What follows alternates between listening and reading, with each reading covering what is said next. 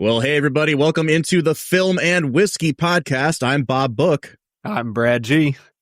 And we've got a special guest with us here today, Brad, joining us for the first time in, 8 or 9 months, which for them is an eternity because they're always putting out new stuff. It's our friend Joe Beatrice from Barrell Craft Spirits. Joe, how you doing today, man?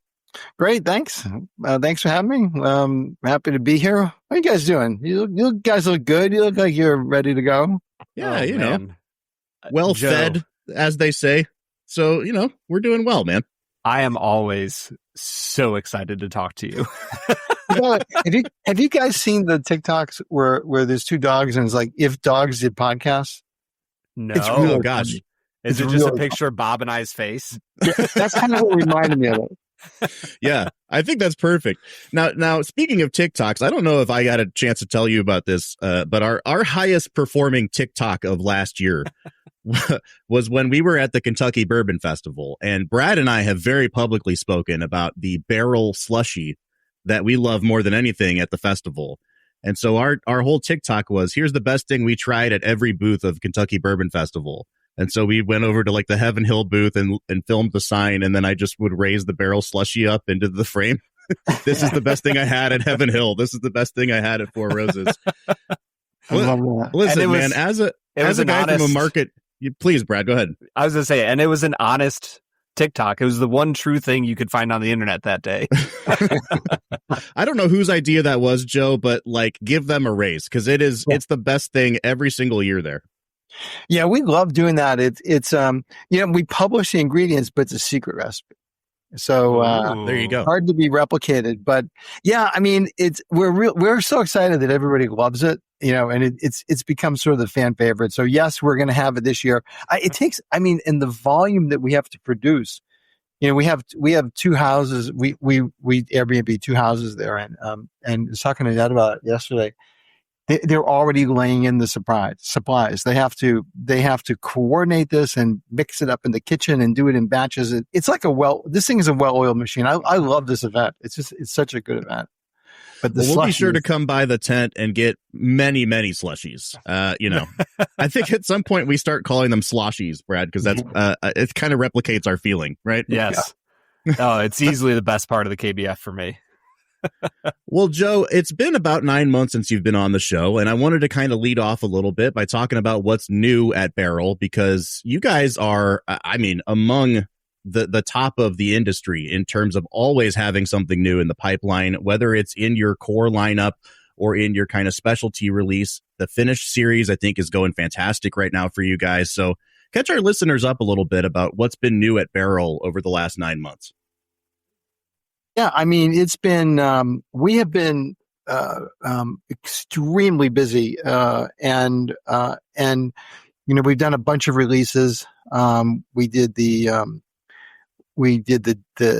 did, it's going in the market now, the Decade release, which is, so this is it's Canadian whiskey that is, okay, I want to make sure I say it exactly right. It's from... Don't get the TTB after you here. Yeah. Well, first of all, we can't, okay. Technically, we can't call it Canadian whiskey because it's whiskey from Canada that we imported, but once you finish it, it's no longer Canadian whiskey according to the regulations. Oh, obviously. It makes sense. So it's whiskey there's distillate from 1995 to 2005 from each of the years, and that we blended in to make this Decade one. Yeah, that's awesome. That was a fun project, and it's like 127 proof. That's a good one. We got that out there. I'm just have to remind myself what else we did. We did a full proof bourbon, which is bottled at the barrel entry proof. So, and so since we have such a wide range of products we put in there, it was a complicated thing to get it all down into the right proof level. We had Toasted Vantage, which was one of my favorites. We had a 33-year-old whiskey. There was one other thing the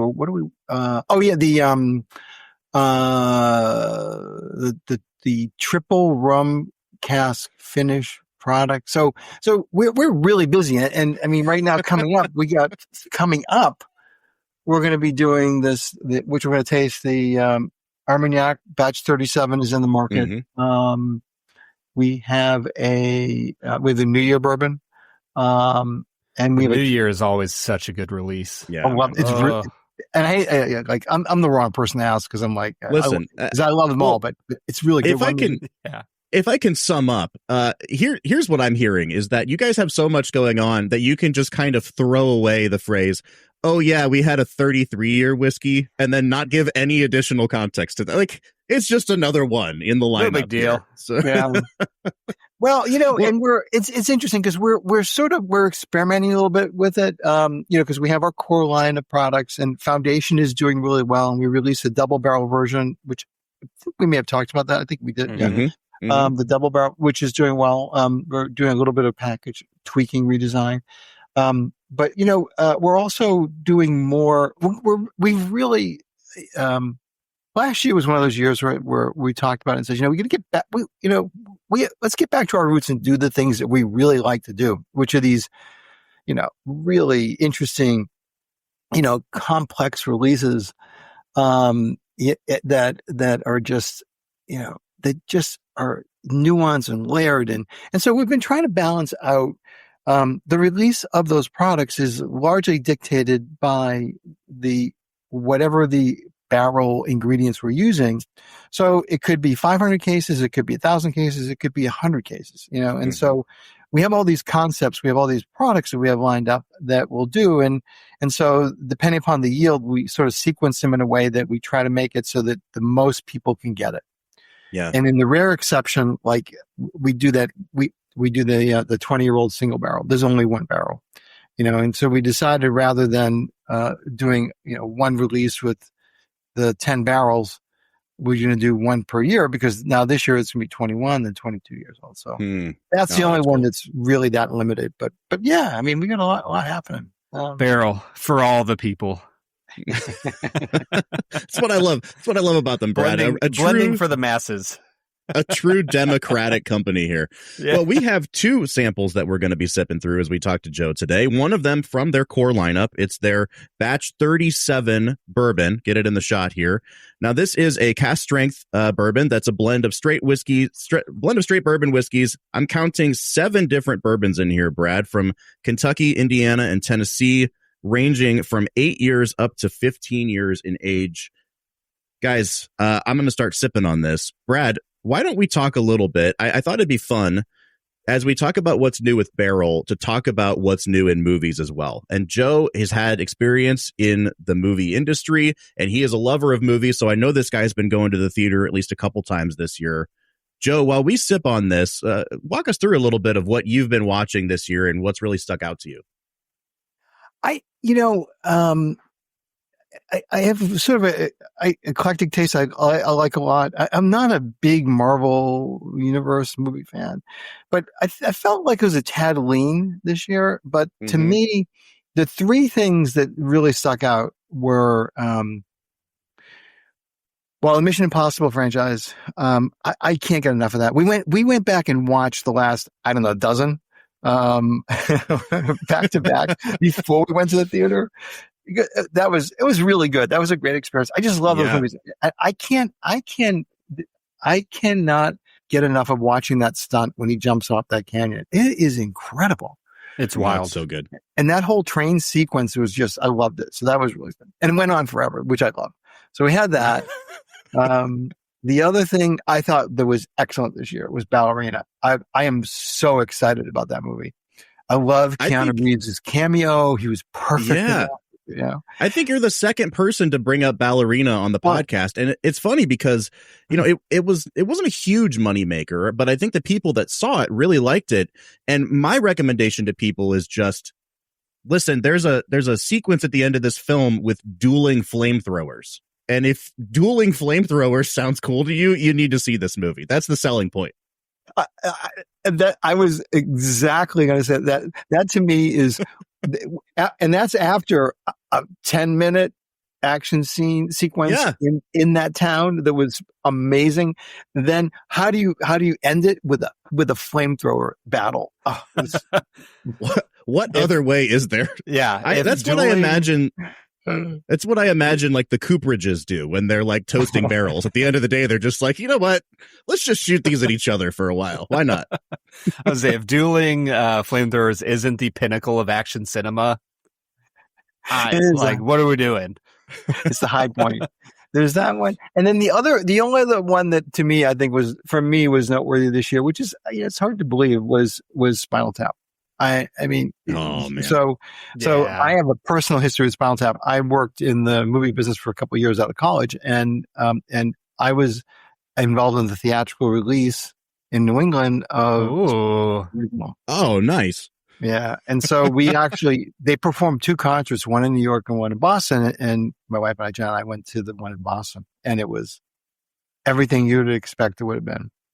They performed through the whole soundtrack of the original. Oh, that's cool. They did. That's incredible. It was an 8:00 concert, and they showed up at 1 or 2 in the morning, something like that. It was. They were right in character. Yeah, in their white limousine. That was really cool. And so it was really, really great to relive that movie because it's so good. It's so well made. I love Spinal Tap. I'm really psyched for the next one. Anyway, I feel that makes me think of like, if you were a businessman and you got a call from like Andy Dwyer trying to sell you paper, like in real life, he is trying to sell you paper. That would just be absolutely perfect. I love that, man. No, yeah, I'm super excited for the new one to come out as well. I love that we're revisiting not just like legacy sequels of comedies. We got Happy Gilmore and now we have a new Naked Gun, but that it seems like we're returning to just out and out silliness in comedies, which we haven't really had in a while. I went and saw Naked Gun just the other night, Brad, and it was just the stupidest. It reminded me of like something we haven't had since maybe Zoolander, where there's a million jokes in a row and half of them are just dumb funny. And I've really missed those movies. I'm not going to lie. That is on. We didn't get to it because I told you we had COVID. We didn't get to it this yet. It is on my list. I absolutely want to see it. You're right. And also like if you go back and look at some of those movies, like Happy Gilmore, any Cheech and Chong movie, you look at that and it's like, wow, it's just you go and just laugh. It's just funny. Yep, 100%, man. All right, anyway, whiskey. Yeah. Barrell 37. Brad, you and I have been sipping on it. Let's give some brief notes here because we will put full reviews on our website. You guys can go to filmwhiskey.com and hear what we think of both of these releases. But Barrell 37, Brad, good? Very good? Honestly, I can't comment because I'm drinking the Barrell Armagnac because that is freaking delicious and it's what I poured. So, well, let's do this then. I'll give some notes on 37. You'll give some notes on the to be named whiskey at the end of the podcast here. Joe, right before we pressed record, you told me that this batch 37 bourbon you've nicknamed Nostalgic Halloween. So I'd like to hear a little bit more about that. Yeah, it was, when we're doing the notes, one of the things that came out was we referenced Halloween candies. And I was thinking, as I was tasting it, it just sort of triggered a whole bunch of things. I'm like, it really is nostalgic. I get candy corn. Like I get candy corn. I get, apples, the cherry. I said that to somebody recently and they were like, oh, do you mean nostalgic Halloween? Like the smell inside of a plastic mask? I'm like, no, I did not mean that. I meant candy corn.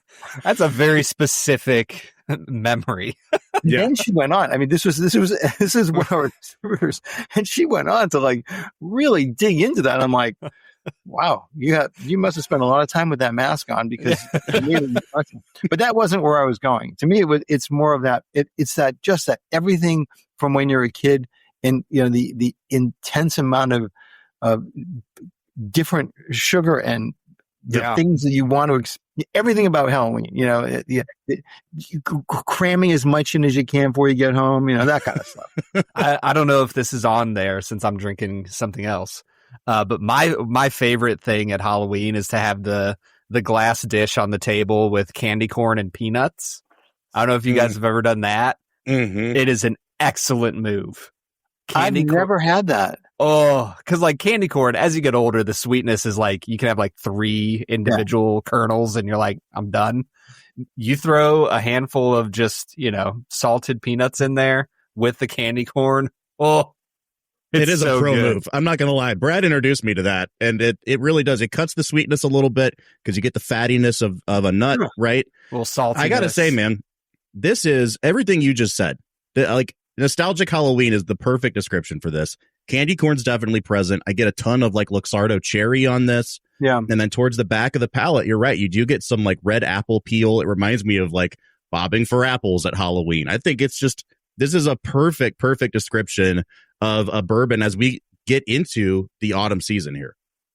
And there's also like there's a little like licorice. It's elusive, but it's in there a little bit. Mm-hmm.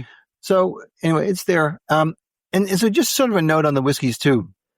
I mean, when you reference, the different whiskeys and what you have in when we list that out, those are the ages from the states that are participating.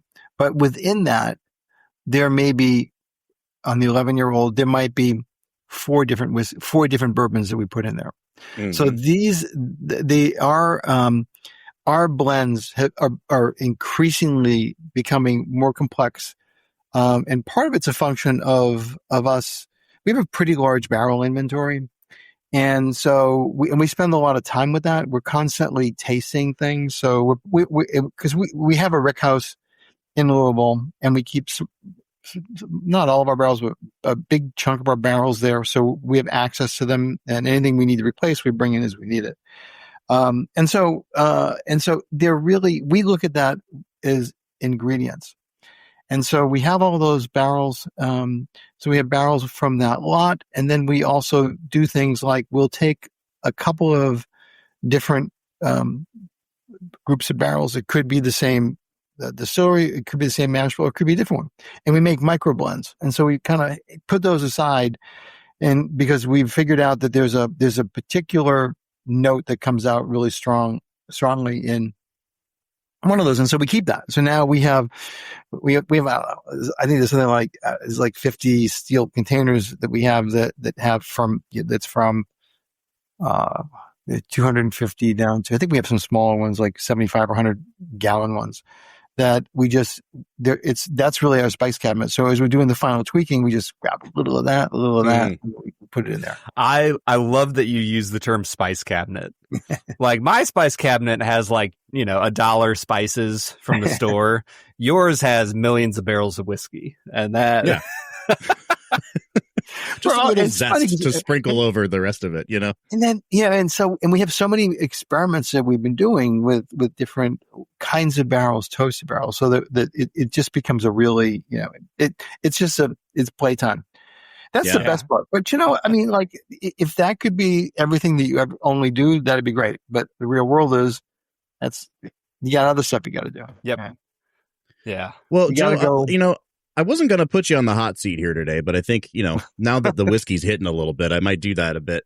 Brad and I have been talking a lot. We've been doing episodes every week of just kind of news updates in the world of whiskey. And, the bourbon industry is going through an interesting time right now, to say the least. And we haven't really talked a lot on the podcast about brands in your category, which are non-distilling producers. And so I think, first of all, it might be nice to just kind of give our listeners a bit of an overview of what a non-distilling producer is and does, but kind of what the outlook for NDPs are over the next few years, because I feel like there are situations and challenges that are hitting one part of the industry, which are the distillers and their inventory, which may not necessarily affect NDPs going forward. So as you kind of look to the future, what do you see happening in your category?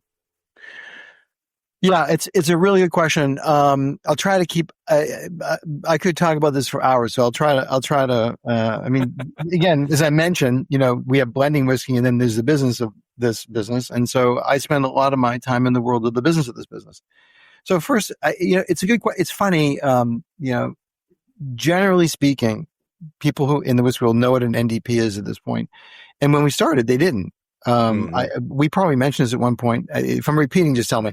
Trip and I when we'd have to explain what it is that we do, we say, we're not a producer. So let me hold that for 1 second. So when I first started the company, my wife, John, and I went and visited a distillery, and I was looking to do, I was trying to sort out what I wanted to do. And I was like, why don't we build a distillery? Why don't we do that? And she was like, we talked about it and it was okay. And then it took me 1 week to figure out that I did not want to build a distillery. It was absolutely not what I wanted to do. It was, the capital investment was ridiculous. I, at the time, I did no trip. We had the expertise afterwards, but now at that point, to me, it was a little bit, and I didn't want to build a factory. I mean, and I'm not, and I don't mean that in any disparaging way, but producing bourbon and people who produce bourbon well are actually making a factory. I was using an example with somebody of like, if you've ever read the case study of Tropicana orange juice, it is an amazing science what they have to do to make that carton of orange juice taste the same, because oranges have as much variation as bourbon barrels. Oh, interesting. Yeah. I didn't want to do that. I wanted to focus on the brand. So, and then, it was the cast strength limited release, the unique limited releases was the core we wanted to do. So we'll fast forward that and come back to the NDP. So we decided to be an NDP, and it was funny because I never really thought that it was going to be, there'd be so many questions about it, because people at one point said to us, is that even legal? You buy whiskey and put it in your brand. And I was like, do you realize that there's like 4 distilleries in the world that make bourbon? Yeah. Not anymore. Now there's 2,000. Wow. DSPs in the United States, 2,100, something like that. Yeah. That's but it was different. It was a different world. So yeah. And so I figured the place that we could add value and what I was most interested in was in what we put in the bottle, creating something that was really amazing. And so that's really where we spent all of our energy, building that out. So that's the NDP world. I try to be looking forward all the time. That's why when you ask me what we produce this year, I'm kind of like, I don't remember. I got to go back and look. Right. I'm living in next year already. Mm-hmm. And so part of that was there was clearly in 23 things changing, and so we got out in front of a lot of this stuff. Made some hard decisions. But they're the right decisions for a business. We're living with that. I think what you're seeing is, you're right to separate the world into those which produce bourbon, especially on the contract world, which is a different business than we're in, and they have their own challenges, and there's been some consolidation, but I think that they continue to make it. The amount of whiskey that's being produced every year is staggering, but and presumably they all have homes for it, so otherwise they wouldn't produce it. That's one side of it. The other side of it for us is the business of the brand.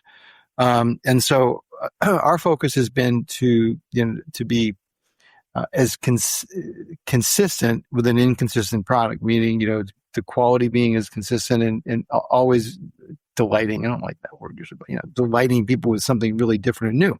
So you may like one of ours more than another, but it's not getting in that bottle unless it tastes good. Right. So we've built on that reputation, and we're doing okay. But it's a down market. If you look at pre-COVID and now, the curve goes like this. So and it's slightly flat. It depends on who you listen to and what segment. Is it flat or down 5 to 8%? It depends on the segment you're playing. It is down a little bit. Overall, adult beverage consumption is up.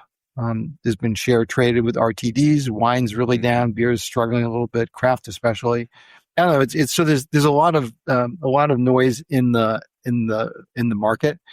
We're doing what the thing that I think that we can do is to maintain our share and our growth. It isn't the growth, it isn't COVID growth, but we're holding our own, and we're actually really the only like independent in the Nielsen ratings in the top 10 whiskeys, especially in the high end segments. So, and it's tough. I mean, it is a tough market. The distributors are consolidating. RGC in California it's a mess. I think that this brand's scrambling. We work with, about 17, give or take, distributors across country. And, that's been hard fought. We've built those relationships over the years, and, we're happy with whom we're working. And, and so we focus on our business. It's tough. I mean, it's hard out there. I mean, we have a lot of challenges, but we're trying to address them as they come up. Well, in the midst of all those challenges, you guys keep releasing extraordinary whiskey. Like I've been drinking this Armagnac, and I'm just like, is this the best thing I've drank in the 8.5 months of this year? It is up there. So Brad, first of all, Joe, thank you for giving such a thorough and thoughtful answer there. And there have been challenges, and I think that it's been interesting. Yeah. No, it's been interesting doing this podcast because, when we started the show, the box office for movies and the returns on bourbon were at an all-time high. And now I've seen both industries kind of enter a bit of a dip here, and tough decisions get made and challenges facing the industries. And so it's been interesting for Brad and I to kind of report on those as they come up, because just the timbre of things has changed a little bit. And I think, we find kind of comfort and solace in the fact that the product that's still coming out in both industries is really, really great. And Barrell, I think, is a fantastic example of that. I cracked this Armagnac the other day, and Joe, I'll let you go ahead and intro it a little bit, but this is a very strong contender for my favorite whiskey of 2025. This is unbelievbly good, man. Yeah. I'm really glad you like it. So this was, the Armagnac cask one is, this is the fourth or fifth release we've done. We started out with probably a very obscure one, the Tale of Two Islands, which was our rum that was in was the bourbon that was finished in Jamaican and Isla casks. That was the bourbon. So we did a rum, Jamaican rum. Then we took some of the remaining then we finished some bourbon in those casks. So that was a little bit obscure. So the first cask release was a bourbon finished in two different casks, a rum cask and an Isla cask. So that was the first one. Then we did a Mizunara. We did the ice wine, and we have a PX sherry right now that's in the market. So this was supposed to be released in the winter, but we taste, as mentioned, we taste. We're constantly sampling our barrels to see where they are, and it wasn't ready, so we left it.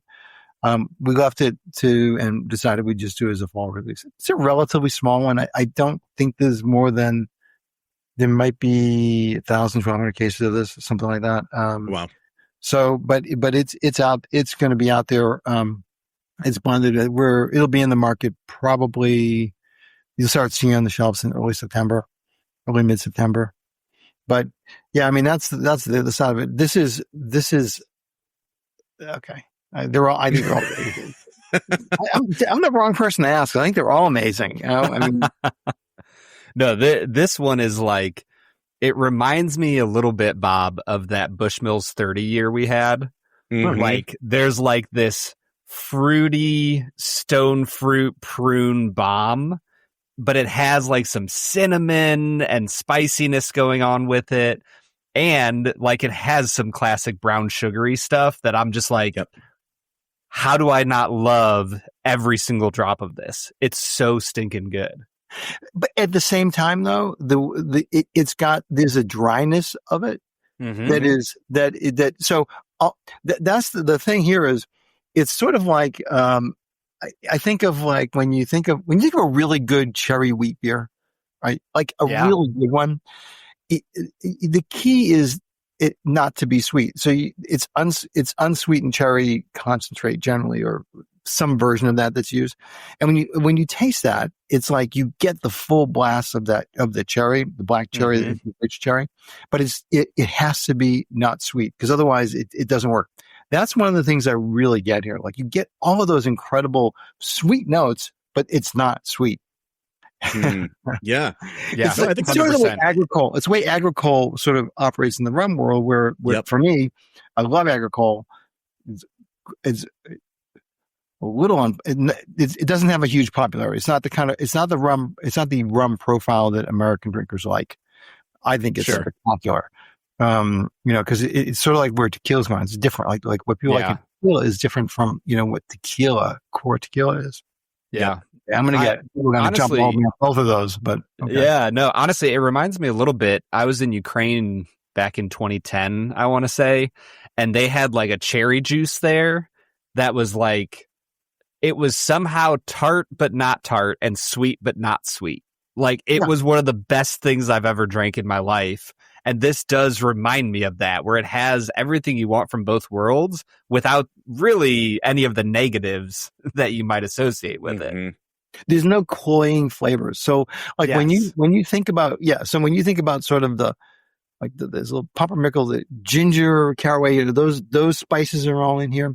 You think about the, just the way, to me, the finish on this thing, it just goes and goes and goes and goes and goes and goes. So this is, no, I think this is the perfect time of year to release it too. Like, you released 37 about a month ago, and I think that leads into the fall season really, really well. I think releasing this Armagnac finish here at the beginning of September, that leads into the late fall, early winter season really, really well. Brad, I think that month between like Thanksgiving and Christmas, where you're like hearing songs about figgy pudding and you're just eating different kinds of desserts, this goes so perfectly with those kind of like early Christmas vibes. I'm going to be drinking this all through the fall season, man. It's really, really great stuff, Joe. Okay, until the new year comes out, then you can drink that.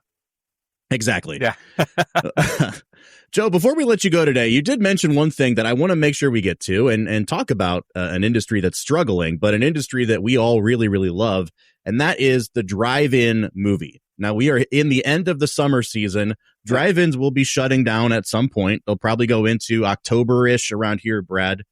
Mm-hmm. Joe, what is it about the drive-in that appeals to you? It does have a sense of nostalgia.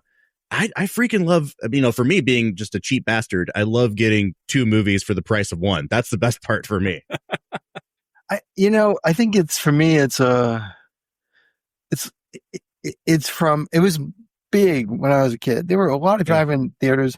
It's, it's also part of a misspent youth doing the drive-ins because you could do that. You fill up the car, you go and have fun. I love the experience. I mean, you're outside. It's the summertime or the fall and, or the spring. And, it's beautiful. You can sit outside. You can be in the car. It's to me the best of everything. And, the concession stand movie. I mean, the concession stand video, like, isn't that like the best thing in the world? I hate to admit it, but I've actually watched them on YouTube. You've searched them out. The dancing hot dog and it's so good. But and also like having been to dozens of, I don't know how many, there's sort of a criteria. Right? I mean, for me, like, I was thinking about this last night. I was thinking about drive-ins, right? I was really thinking about this. I was thinking like what's a good drive-in movie? Like Alien is not a good drive-in movie. One of my favorite movies. It's too dark, right? Yeah. Yep. You get lost. You lose some of the punch of that. I made some notes. What's a good one? Lawrence of Arabia is a spectacular drive-in movie. I mean, it's epic. It's big. It's bright. It's got a great soundtrack. You can be in and out of it and kind of watch it. Any David Lee film.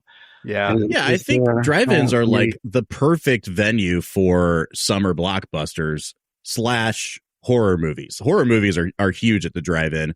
But to your point, like they can't be too dark because the part of the charm of a drive-in is that the projection is not always the best. And so you have to wait till it's pitch black outside to see anything on the drive-in screen. Yeah. But there's something like Jaws is, I think about Jaws as like, that is the pinnacle of a drive-in movie for me. That was on my list. Jaws was the second one on my list of being a movie to see. Yeah. And then, You can't forget Halloween, right? I mean, like, Oh yeah, nostalgic Halloween.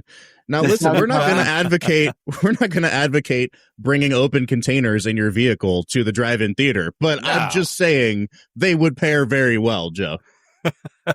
yeah, I agree. How do we feel about animated films on at the drive-in? Because my favorite drive-in double feature, partially just who I was with, it was a great night, but Despicable Me, really solid animated film, followed up by Toy Story 3, one of the greatest animated films. That was a great double feature. That's a good one. I mean, any Toy Story, I can watch it over and over and over again. Yeah. And Cars, too. Cars is another one. Yeah. See, Cars is a movie that I don't go back to that often, but if you told me it was at the drive-in, I'm like, you're basically you're cosplaying to go see Cars at that point. I think it's great. Like the other animated movie, because I have a grandson now, and he's like into these things, is Madagascar. That movie, that movie is so funny. That movie is. I have never seen Madagascar. It's You good. gotta watch it. Brad, we had a great drive-in experience last year. We took the kids. They did Inside Out 2. And then, there's the little intermission with the hot dog on the screen. Yep. And then they followed it up with the Garfield movie, which, I hope there's no big defenders of the Garfield movie. Absolutely sucked. I mean, like by far the worst movie of the year for me last year. However, by like the 25-minute mark, it was, 12:30 in the morning. The kids are passed out. So I looked at my wife and I was like, this is awful. Do we leave now? And she was like, yeah, let's do it. So it was great. We didn't have to sit through the bad one. They programmed that at the end. It was fantastic. Yeah, I love it. Yeah. I'll tell you the other thing too is like we even brought our kids to the drive-in too, and like so we would go. We spent a lot of time on Cape Cod because I grew up in Boston. We love Cape Cod, and going to the movie theater, going to the drive-in in the Cape is a singular experience because the mosquitoes are so bad. So you have this balance of like you have to have the car running for a while with the windows up and cooling it down. But then the second, you can't sit there, your car right all day. You turn it off. It's almost like a cartoon. The swarm comes in and just attacks you. So it's probably not doing a lot for the drive-in tourism trade. Yeah, not an endorsement that they're looking for right now. Want to be eaten alive? Now, are you guys like, I'm going to take my lawn chairs and sit outside the car type of people? Or are you, because I like to do windows up, lights turned all the way off, air conditioning on, and listen on the radio, because then you get the surround sound experience. Yeah, I tend to be well, also I get to sit in the front seat, so that makes it a lot better. I would say we've done the back of the truck. Sit in the back of the truck with your radio. That's always a good time. Even now, we haven't taken my kids yet, but the other day we went to an ice cream shop and it was raining outside and it was a tiny shop and there's no room. So we just opened up the hatch of our minivan and sat in the back of our minivan and ate ice cream. I could see that being a great place to watch a drive-in film. Yeah.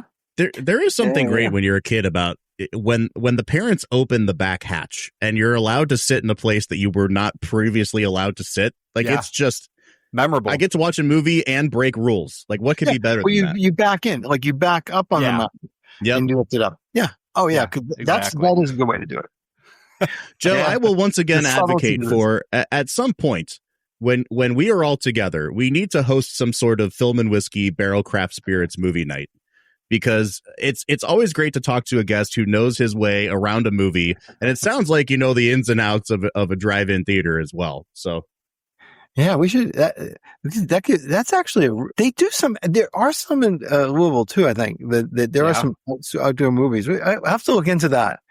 Let's make it happen. Or just we're gonna do it. Get a sheet and a projector. Yeah, exactly. Well, we're going to see you in a couple of weeks here at the Kentucky Bourbon Festival. But let me just say, on behalf of me and Brad, thank you so much for everything you do. Thank you for these bottles of whiskey. And thank you, Joe Beatrice from Barrell Craft Spirits, for joining us on Film and Whiskey today. Thanks for having me. I had a great time. I love doing this podcast. So much fun. All right, guys, we will see you next week with another regularly scheduled episode. But until then, I'm Bob Book. I'm Brad G. And we'll see you next time.